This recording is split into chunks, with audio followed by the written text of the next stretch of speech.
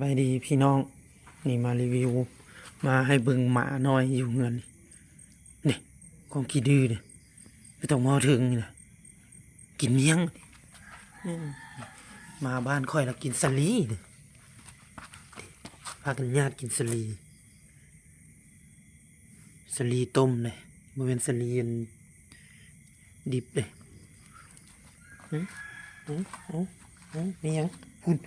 เข้ามีบ่กินไปกินสลีมันเลี้ยงง่ายแท้เนาะ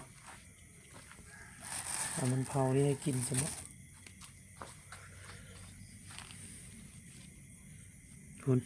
ไปลีกินสลีอยู่ในพุ่นญาติกันนี่เขาบ่กินจอมดื้อทั้งสองนี่เอาเบิ่งดูนี่ลีกินสลีอยู่พี่นี่ญาติกันมันหมดแล้วจะกินหยัง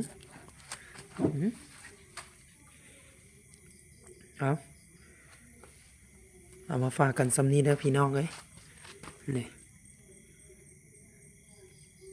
ฝากกดไลค์กดแชร์กดติดตามเพื่อเป็นกำลังใจให้คลิปต่อไปขอบใจ